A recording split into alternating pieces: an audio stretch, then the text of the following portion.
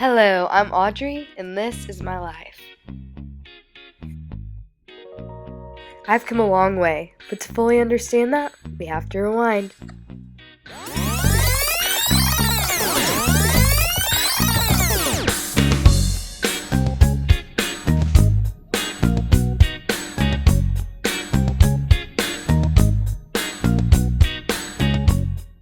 It all started in Oklahoma around 23 years ago when Joel Allen and Kimberly Jano met.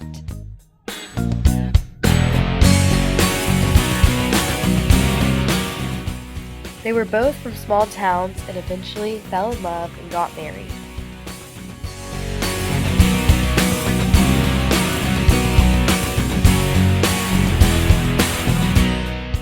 Pretty soon they had their first child, a little boy named Henry Jano Allen, born on March 3, 1997.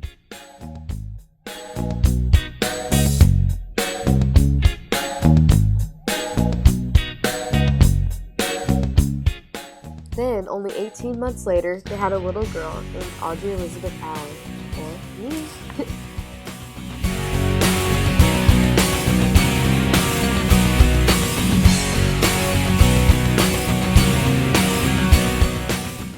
Since we were so close in age, we were also very close as friends, and almost raised as though we were twins.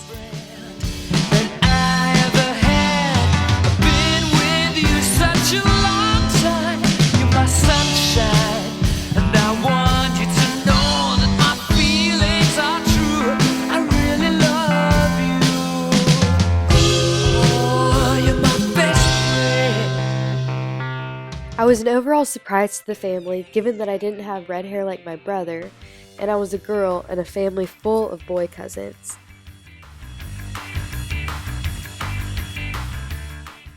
I went through many stages of development, which were clearly shown by different milestones in my life. My mom always put my hair in what she called a sprout on my head until it got long, which is how I always had it after that.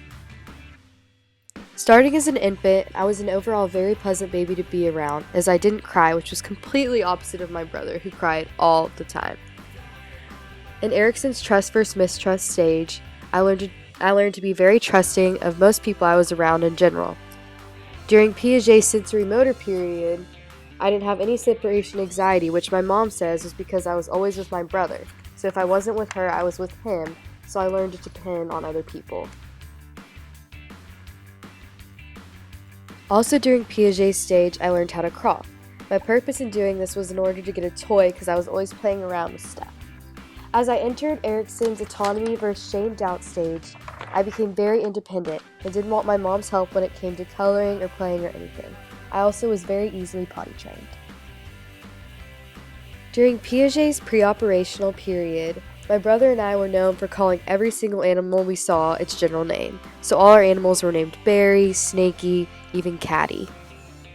During Erickson's initiative versus guilt stage, I was more observant with the other kids, so I was definitely more of a follower. My mom says I had been like that since birth, as I always just simply sat back and watched, as opposed to getting involved in a lot of things. Henry and I had always been close, but once we started to enter Erickson's industry versus inferiority stage, we started to have our differences. The first instance of this was when we used to dance together, but one time in a hotel room, I continued to do so, and he stopped. We both started to develop different talents and interests in things that were completely different than one another's. My mom first noticed this with the TV shows we were watching, like when I would watch shows like The Saddle Club or Gilmore Girls, and he wouldn't want anything to do with it. He also took a very large interest in sports, which is what was the main difference between us at that time. During Piaget's concrete operational period, I started to develop my own opinions and ideas about things, first when I was shopping for clothes with my mom. I wouldn't like anything she picked out, and we would argue about every single item. I showed my first signs of free thought during Piaget's formal operational period, as I was first able to win arguments with my mom about quitting gymnastics and things I didn't like. School has overall gone very smoothly for me, probably due to my parents using a lot of advice from Skinner and training me well before I started.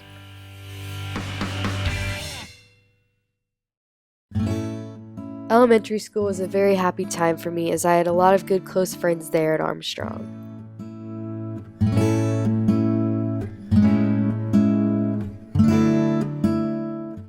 Things got a little tougher when I went to middle school though, because for some reason, I got chunky.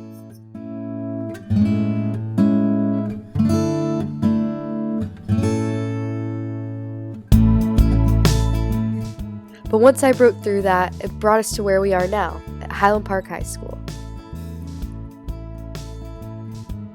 And here I am, almost done with Erickson's identity versus role confusion stage, where I'm getting to know myself and finding out who I am as a person, and on my way to his intimacy versus isolation stage, where I connect with people and use it. Overall, now I can look back on these stages and see how they've led me to be who I am today, as I'm still a lot like how I was in each of them.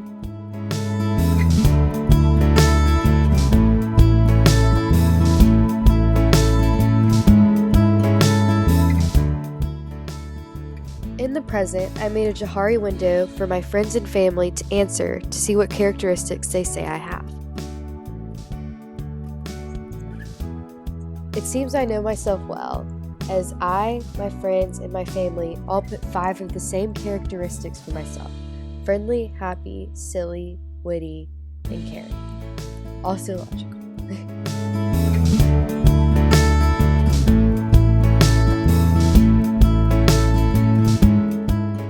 A lot of the ones I didn't pick, however, were usually the same between what everyone else chose.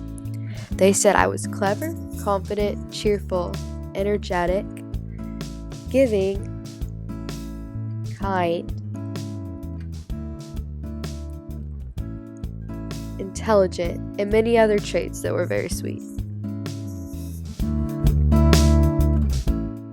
Overall, the Johari window made me see that my identity remains the same whether I'm around myself, my friends, or my family, which is good to know that who I want to be is who I portray. The personality test results I got were everything I would have expected. They can also be explained through several different theories.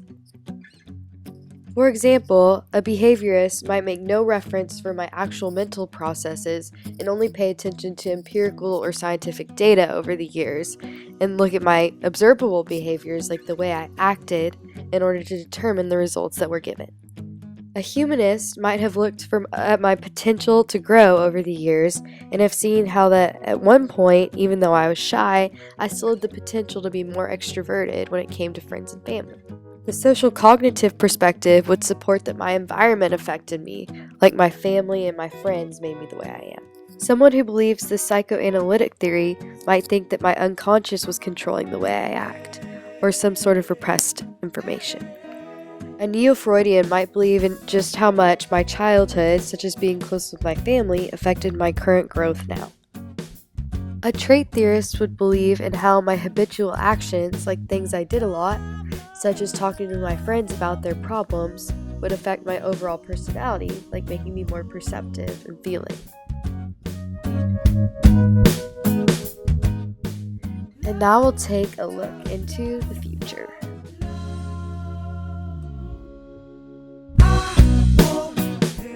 There's still so much that's unknown, and there are a lot of stages of development that can explain that.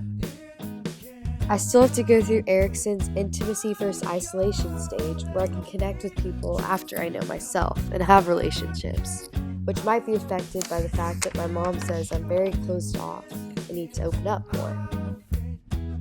There's also his generativity versus self-absorption stage, where I'll question whether my life has meaning. And hopefully once I get to that point, I'll know. And hopefully have done something that I see as being of value.